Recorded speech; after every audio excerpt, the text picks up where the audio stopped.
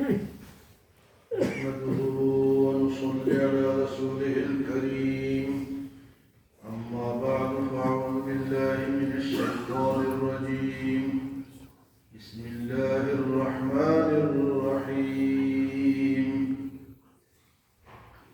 ما لكم لا ترجون لله وقارا وقد خلقكم أطوارا ألم تروا كيف خلق الله سبع سماوات طباقا وجعل القمر فيهن نورا وجعل الشمس سراجا والله أنبتكم من الأرض نباتا ثم يعيدكم فيها ويخرجكم إخراجا والله جعل لكم الأرض بساطا لتسلكوا منها سبلا فجاجا. نوح علیہ السلام کی باتیں سورۃ نوح میں اللہ پاک نے ارشاد فرمائی ہیں کہ آپ نے کس کس طرح تبلیغ فرمائی. کل کے درس میں تھا کہ تم استغفار کرو، اللہ سے توبہ کرو. تو استغفار کی بہت سی برکتیں ہیں. فرمائے کہ جب تم استغفار کرو گے بارشیں ہوں گی، مال ملے گا، اولاد ملے گی، باغات ملیں گے. یہ استغفار کی برکتیں ہیں. تو ہر شخص کو چاہیے کہ وہ روزانہ استغفار کثرت سے پڑھے. اور جو استغفار کا کلمہ ہے یا جو الفاظ ہیں دو طرح کے ہیں. استغفر اللہ ربی من کل ذنب واتوب الیہ، اور دوسرا ہے استغفر اللہ الذی لا الہ الا هو الحی القیوم واتوب الیہ. آج کے ان الفاظ میں بھی نوح علیہ السلام نے لوگوں کو اللہ کی قدرتیں گنوائی کہ بھئی تم اللہ کو کیوں نہیں مانتے. وجہ ما لکم لا ترجون للہ وقارا، تمہیں اللہ کی عظمت کا پتہ نہیں ہے، اس کی بڑائی کا پتہ نہیں ہے، اس کی وقار کا پتہ نہیں ہے. کیوں تم اللہ کی عظمت کو نہیں مانتے؟ کیا ہو گیا تمہیں؟ اتنی باتیں میں تمہیں بتاتا ہوں، تم اللہ کی طرف کیوں نہیں آتے؟ ما لکم، کیا وجہ ہے؟ ما لکم لا ترجون للہ وقارا، کہ تم اللہ کے عظمت کی امید اور اس کا خوف نہیں رکھتے. فرمایا کہ وہ اللہ کیسا ہے؟ وَقَدْ خَلَقَكُمْ أَطْوَارًا، جس نے تمہیں طرح طرح سے بنایا ہے. عجیب و غریب مخلوقات اس نے پیدا کی، طرح طرح کی مخلوق، کوئی کالا، کوئی گورا، کوئی چھوٹا، کوئی بڑا، کوئی لمبا، کوئی چھوٹے قد والا. وَقَدْ خَلَقَكُمْ أَطْوَارًا، مختلف طریقوں سے اللہ نے تمہیں پیدا فرمایا ہے. پھر فرمایا کہ انسان کو بھی پیدا فرمایا، اس کی تخلیق پہ بھی غور کرو، اور بھی جو قدرت کی نشانیاں دنیا میں پھیلی ہوئی ہیں اس کی طرف بھی دیکھو. فرمایا کہ أَلَمْ تَرَوْا كَيْفَ خَلَقَ اللَّهُ سَبْعَ سَمَاوَاتٍ طِبَاقًا، تم یہ نہیں دیکھتے ہو کہ اللہ نے کیسے 7 آسمان تہ بتہ بنائے. ایک آسمان تو ہمیں نظر آتا ہے، لیکن اللہ کے 6 آسمان اور بھی اسی طرح ہے. اتنا بڑا آسمان ہے، اور کب سے ہے اور کب سے قائم ہے، اور وہ ہے بغیر کسی سہارے کے وہ لٹکا ہوا ہے. ہمیں تم دیکھتے نہیں ہو آسمان کو. أَلَمْ تَرَوْا كَيْفَ خَلَقَ اللَّهُ سَبْعَ سَمَاوَاتٍ طِبَاقًا، تہ بتہ 1 2 3 4 5 6 تہ بتہ کس نے بنائے جی؟ اس رب کو مانو. أَلَمْ تَرَوْا كَيْفَ خَلَقَ اللَّهُ سَبْعَ سَمَاوَاتٍ طِبَاقًا وَجَعَلَ الْقَمَرَ فِيهِنَّ نُورًا، اور اس نے چاند کو رکھا روشن. چاند کو بنایا جو روشنی دیتا ہے، جو اندھیرے میں روشنی دیتا ہے. اس روشنی کے فائدے کیا ہیں؟ جتنے میں دنیا میں پھل وغیرہ پکتے ہیں اس کے اندر جو رس ہوتا ہے، جو مٹھاس ہوتی ہے، یہ چاند کی روشنی سے ہوتی ہے. پھلوں کے اندر پانی، مٹھاس، یہ کس وجہ سے ہوتی ہے؟ چاند کی روشنی کی برکت سے. وجعل القمر فيهن نورا، کوئی ایک چاند دیکھو جدھر بھی آپ جاؤ گے ایک ہی چاند اور ہر جگہ ایک جیسی روشنی دیتا ہے. یہ نہیں کہ دنیا کی طرح کے مردات کے گھر میں تو قبقبے لگے ہیں اور غریب کے گھر میں چراغ بھی نہیں ہے. وجعل القمر فيهن نورا، اور پھر فرمایا وجعل الشمس سراجا، یہ اللہ کے سورج کو دیکھو جس نے اس کو ایک چراغ بنایا. وجعل الشمس سراجا، سورج کی افادیت آپ لوگوں کی سمجھ میں آ گئی ہے نا. جب گیس ختم ہو گئی یا پیٹرول ختم ہو رہا ہے تو آپ کہہ رہے جی سولر انرجی پہ آ جاؤ. اس کے اندر اللہ نے کب سے طاقت رکھی ہے اور کتنی رکھی ہے اور کب تک ہے.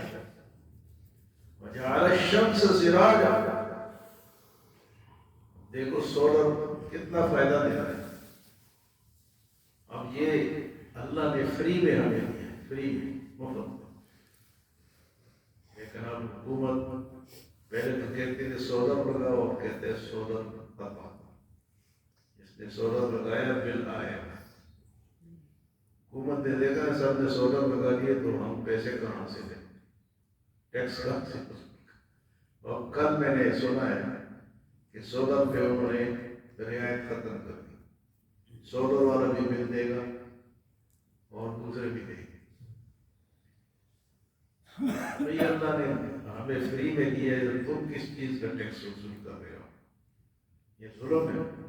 اگر اتنے لوگوں نے اتنے پیسے لگائے اور اپنے کی کوشش کی ہے، مسجدوں میں، مدرسوں میں، کارخانوں میں لوگوں نے اتنے لاکھ روپے لگا کے اور وہ لگائے، اب حکومت کہہ رہے کہ یہ ہم تمہیں کوئی رعایت نہیں دیں گے. بس ہر حکومت میں کوئی نہ کوئی ظلم ہوتا ہے. تو اللہ فرماتے ہیں، اللہ نوح علیہ السلام لوگوں کو بتا رہے کہ یہ ہے وہ اللہ جس کی عظمت کو تم پہچانتے نہیں، اس کی کیا شان ہے، کیسے آسمان، کیسے چاند، کیسے سورج اس نے بنایا. وجعل الشمس سراجا، اور سورج کو کیا بنایا؟ چراغ بنایا. واللہ انبتکم من الارض نباتا، اور تمہیں زمین سے اگایا ہے. جس طرح پودے اگتے ہیں نا، تو انسانوں کو بھی زمین سے، پہلا انسان تو زمین سے بنا ہے، تو باقی سسٹم اللہ نے پھر پانی کی طرف منتقل کر دیا، قطرے کی طرف منتقل کر دیا. لیکن فرمایا تمہیں بھی زمین سے اگایا ہے. واللہ انبتکم من الارض نباتا، ہم بھی زمین کی اگی ہوئی مخلوق ہیں. واللہ انبتکم من الارض نباتا، اور یہ اپنے آپ کو پکے نہ سمجھو. ثم یعیدکم، پھر تمہیں اسی میں لوٹائے گا، اسی مٹی میں دوبارہ جس سے اس نے اگایا ہے اسی میں. ثم یعیدکم فیہا ویخرجکم اخراجا، پھر تیسری دفعہ پھر تمہیں اسی سے نکالے گا. اسی سے بنایا ہے، اسی میں لوٹائے گا اور اسی سے دوبارہ نکالے گا. کوئی بچ بھی تو دکھائے کہ میں نہیں مرنا چاہتا. جی میں بولتا حضور میرے پاس پیسے بہت ہیں. جی ہمارے ملک میں وہ پرویز مشرف کہتا جی ایک مکہ لگاؤں گا تو لاتا ہوں، ایسی جگہ سے گولی چلاؤں گا تو میں پتہ ہی نہیں ہے. بلوچستان کا وہ سردار اس نے مارا تھا نا کیا بکٹی، ایسی جگہ سے گولی چلاؤں گا کہ تمہیں پتہ ہی نہیں چلے گا. اللہ نے اس کی ایسی گولی چلائی کہ اسے خود ہی پتہ نہیں چلا. ہم جب مردے کو دفناتے تو کیا کہتے ہیں، کیا پڑھنا چاہیے؟ ہم کو پتہ ہے نہیں پتہ، کچھ لوگوں کو پتہ ہو. جب مردے کو قبر میں رکھتے تو کیا پڑھنا چاہیے؟ یہ ایک سوال ہے، یہ ایک سوال ہے. لیکن اکثریت کو نہیں پتہ. کوئی کہتے جی بسم اللہ پڑھو، کوئی کہتے کلمہ پڑھو، کوئی کہتے سبحان اللہ پڑھو. یہ ایک سروے بھی ہوا تھا، میڈیا پہ آیا تھا، پوچھ رہے تھے جی کہ مردے کو قبر میں رکھتے ہوئے کیا پڑھنا چاہیے. کوئی کہتے کلمہ پڑھو، کوئی کہتے کیا پڑھو، کوئی کہتے.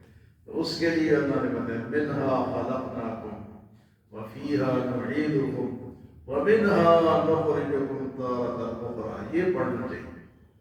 اور دوسرے الفاظ بسم اللہ وعلی ملت رسول اللہ صلی اللہ علیہ وسلم، یہ پڑھنا چاہیے. اور یہ آیت قرآن کی ہے سورۃ طٰہٰ، منہا خلقناکم، کہ میں نے اسی سے تمہیں پیدا کیا، وفیہا نعیدکم، اسی میں لوٹا رہا ہوں، منہا خلقناکم تارۃ اخری، تیسری دفعہ اسی سے تمہیں نکالوں گا. جو اللہ پہلی دفعہ پیدا کر سکتا ہے دوبارہ مٹی میں بھیج سکتا ہے، تو وہ لوگ جو کہ آخرت کو نہیں مانتے وہ تیسری دفعہ پیدا نہیں کر سکتا. کوئی شک نہیں، بے شک. تیسری دفعہ بھی پیدا کر. ایک سور مارو پھونکے گئے اسرافیل، اور جناب سارے قبروں سے اٹھ کے بھاگنے لگ پڑے گے. فرمایا کہ اللہ کی قدرت کی نشانیاں آج کی ان آیات میں اللہ پاک نے نوح علیہ السلام نے لوگوں کو بتائی. یہ فرمایا کہ آسمانوں کو بے بنایا، تمہیں زمین سے نکالا، پھر اسی میں لٹائے گا اور اسی سے دوبارہ نکالے گا. واللہ جعل لکم الارض بساطا، اور اللہ کی شان تو وہ ہے جس نے زمین کو تمہارے لیے بچھونا بنا دیا، اس پہ تم چلتے پھرتے ہو، یہ تمہارا بچھونا ہے. لتسلکوا منہا سبلا فجاجا، تاکہ تم اس کے کشادہ راستوں پہ چل پھر سکو. اگر یہ زمین اتنی ویسے پانی پڑے گا، زمین اگر اتنی نرم ہوتی کہ ادھر ڈولتی رہتی تو پھر قدم ہی بدلنا پڑتا. گاڑیاں کہاں سے چلتی، گھر کہاں سے بنتی، پہاڑ کہاں سے اس کے اوپر آتے، وہ تو ہل رہی ہوتی. لیکن نہیں، اللہ نے اتنی نرم بھی اس کو نہیں بنایا اور اتنا سخت بھی نہیں بنایا کہ اس میں آپ فصل ہی نہ ہو سکو، مکان ہی نہ بنا سکو. اور فضل اللہ نے زمین کو بنایا، اس سے ہم روزی بھی حاصل کرتے ہیں، اس پہ رہتے بھی ہیں، اس پہ گھر بھی بناتے ہیں، اس کے اوپر چلتے پھرتے بھی ہیں. نہ اتنی سخت ہے اور نہ اتنی نرم ہے. اللہ فرماتے ہیں واللہ جعل لکم الارض بساطا، اللہ کی ذات اللہ وہ ہے جس نے زمین کو تمہارے لیے بچھونا بنایا ہے.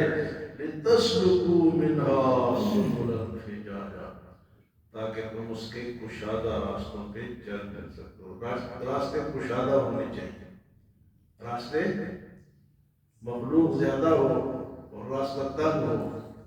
تکلیف ہوگی ہے نہیں. ہمارے ملک میں جو موٹر وے بنی ہے نا، اس کا یہ فائدہ ہے، جدھر جاؤ آرام سے جاؤ. اور کچھ لوگ کہتے ہیں کہ ملک جو ہے وہ سڑکوں سے ترقی نہیں کرتا. سڑکوں سے نہیں کرتے تو پھر کس سے کرتی؟ اللہ کہتا ہے کہ کشادہ راستے میں نے تمہاری، اللہ فرماتا ہے کہ کشادہ راستے، لتسلکوا منہا سبلا فجاجا، تاکہ تم کشادہ راستوں پہ چل پھر سکو. تو راستوں کو تنگ کرنا یہ سخت گناہ ہے. یہ جو ہم مکان بناتے ہیں نا، یہ ہماری گلی میں اب نکلو نا، ہر بندے نے اتنا تھڑا باہر نکالا. یہ ہمارے کیا سارے ملک میں اسی طرح ہے. دکاندار نے اتنا باہر نکالا ہے، گھر والے نے اتنا باہر نکالا ہے. یہ ہم نے راستوں کو روکا ہوا ہے، اس کا ہمیں گناہ ملے گا. جب یہ مسجد بنا رہے تھے نا تو یہاں روزانہ ایک گھڑی گرتی تھی، اس طرف نہ کی، ہم نے 1 فٹ اس کو پیچھے کیا. اب گاڑیاں اس کے بعد مزے سے آ جا رہی ہیں. تو جہاں آپ گھر بنائیں یا کہیں راستہ ہو تو اس کو کھلا رکھنے کی کوشش کریں. اللہ نے کھلا بنایا تو ہم کیوں تنگ کریں؟ اللہ فرماتے ہیں کہ لتسلکوا منہا سبلا فجاجا، تاکہ تم اس راستوں پہ آسانی سے چل پھر سکو. اللہ ہمیں عمل اور سمجھ